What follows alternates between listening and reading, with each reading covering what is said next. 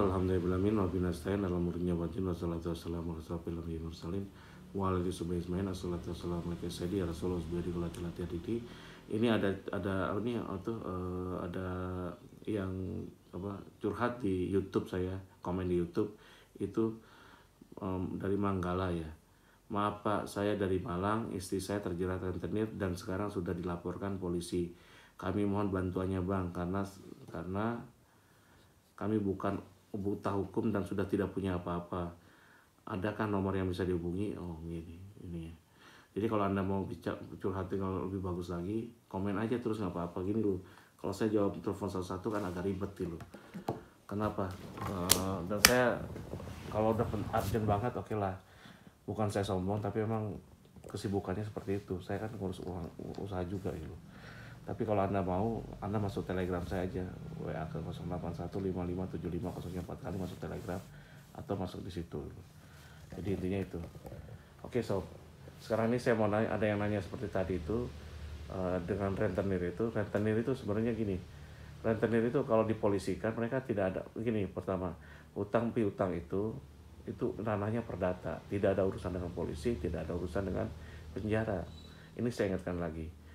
Dan yang biasanya berurusan dengan polisi itu ketika gini, rentenir itu akan melakukan banyak kesalahan gitu. Kesalahan Anda bisa bebas sebenarnya kalau tahu caranya gitu. Dan ini sudah terjadi gitu. Jadi kesalahannya gimana? Dia akan melakukan penekanan karena rentenir itu tidak ada jaminan, kadang ngambil jaminan seenaknya gitu. Dan kemarin ada orang yang beberapa barangnya diambil, harusnya dipolisikan aja langsung gitu. Di rumahnya diambil, jadi orang keselnya si rentenirnya datang rumahnya diambil semua. Dan rentenir itu akan menghisap, itu emang hisap darah gitu. Cuman dia kelasnya kelas bukan fintech ya. Kalau dari fintech pinjol itu pinternya apa? Dia kan hanya anak-anak muda kemarin sore gitu. Lewat teknologi. Kalau ini kan enggak dia langsung berhadapan langsung. Agak lebih berat memang mentalnya, tapi itu yang terjadi. Tapi kalau Anda berani ya, insya Allah nggak bakal selesai. Karena bunga rentenir itu sampai kapanpun Anda nggak bakal bisa kembaliin. Jadi Anda jadi perasa. Anda sudah kena, nggak bisa lepas gitu. Dan ketika Anda takut, Anda akan terus-terusan ditekan sama mereka. Tidak bakal ada laporan ke polisi, tidak bisa gitu. Apa ya? Ini perdata. Polisi kalau nguruskan, kasih tahu siapa nama polisinya. Saya viralkan langsung di kanal saya gitu. Saya bantu gimana caranya gitu. Nggak bisa sob. Jadi intinya gitu. Tapi yang harus Anda lakukan adalah berani dulu. Jangan takut pada ini, takutlah pada Allah. Terus niatkan menyelesaikan seluruh masalah Anda. Hutang itu tanya ke istri Anda. Ini loh. Terus kedua, jangan juga nyalahkan istri terus, ribut terus gitu. Karena hutang nggak bakal selesai kan nggak berantem, saling menyalahkan. Yang dibutuhkan ketenangan gitu. Lakukan ibadah yang terbaik. Pertama tobat, jangan minjem ketika susah. Kalau saya tuh banyak kesulitan juga sob di keuangan. Mepet sih, pernah dulu mau dipenjarakan, mau di mana gara-gara ada hutang dagang saya pasrah sama Allah. Ya udah kalau Pak kamu mau penjarakan saya silakan gitu. Ini kenyataan sob, bukan ngomong asal-asalan gitu. Pokoknya Pak Ridwan, kalau tidak ada 300 juta minggu depan masuk penjara gitu. Waktu itu saya ada hutang sekitar 3 miliar 4 miliar lebih, mungkin lebih. Nah saya ada uang lagi bangkrut gitu. Akhirnya apa? Alhamdulillah selesai tuh. Gimana caranya ya tadi itu, kalau nanti saya cerita terlalu panjang di sini ya, tapi selesai alhamdulillah hutang dagang. Enggak juga masuk ke polisi. Kenapa? Meskipun hutangnya bukan hutang puluhan juta, ratusan juta, miliaran malah gitu. Jadi intinya apa? Gak bisa seperti itu. Dan ketika mereka ngomong seperti itu, pasti mereka neken atau apapun, Anda harus cari saksi. Jadi kalau ngobrol itu, pertama Anda tidak boleh malu, kedua tidak boleh takut gitu. Ketika lakukan tobat gitu. Terus keempat, rincikan hutangnya yang diterima berapa, yang udah dibayar berapa gitu. Selesaikan dulu pokoknya, sisanya bunga biarin belakangan gitu.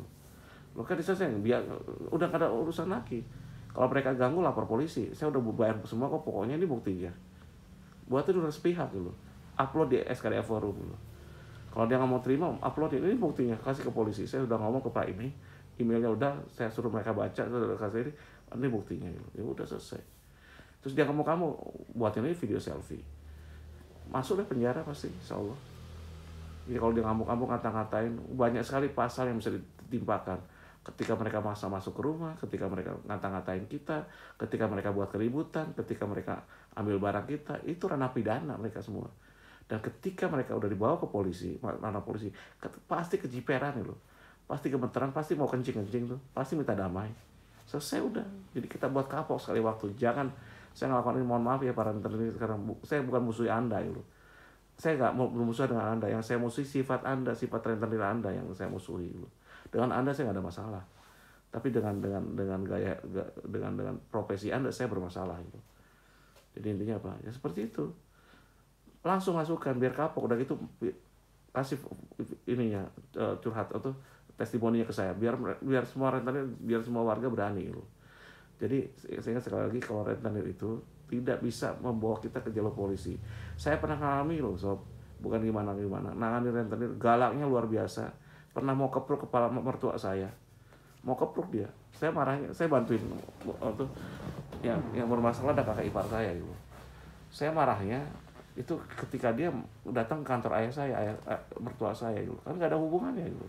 Tapi gitu ketika tidak dapat di anaknya, dia datang ke orang tuanya gitu. Mau keprok itu marah saya. Saya bilang, wah kurang ajar nih orang. Dia pejabat lagi, salah satu pejabat di Pemda sini, di Denpasar. Sekarang mungkin ex kali, dulu pejabat gitu. Hanya apa, saya datengin dia ke kantornya, saya datengin. Saya cari ke rumahnya gitu. Jadi ketika mereka, dia udah kurang ajar soalnya, bukan itu anak mertua saya. Saya kehormatan cuma dua, gitu. Satu orang tua saya, kedua mertua saya. Ketika itu di kotak-atik, saya sejabani sob. Saya datang langsung ke rumahnya dia. Saya masuk pakai sepatu ke rumahnya dia. Tok cari pembantu. Ada Pak ini nggak? Saya nggak sebutin namanya, nggak enak itu. Saya liatin mana fotonya. Karena saya nggak kenal orangnya gitu. Oh nggak ada, mana fotonya orang? Oh ini, oh udah. Kantornya di mana? Di sini. Datengin lagi kantornya. Saya ngomong ke dia, tunggu ya, hari Minggu jam 9 saya datang ya. Tak gitu ya. Bapaknya suruh nunggu jam seminggu datang. Saya nggak tahu sob, ternyata bapaknya itu, orang tuanya si rentenir itu dulu mantan pejabat di kepolisian, di Polda. Apa nggak kesinggung ya? Pejabat tinggi, bukan pejabat ecek-ecek, mantan tapi ya, pensiunan, purnawirawan gitu.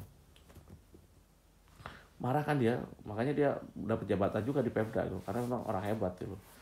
Saya masuk ke rumah pakai sepatu, saya sangat kesel loh, orang mertua saya mau digoprok pakai bata itu, mau digebrak di kantornya. Dan ada, mohon maaf ya, karyawan mertua saya iniin, saya briefing semuanya, ada 50 orang. Ingat ya, tapi loh, kamu tapi loh, saya mohon maaf ya sob ya, saya tuh orangnya nggak tahu ya, dablek ya, namanya dablek, kumpulin semua. Kamu tuh makan dari bosmu gitu.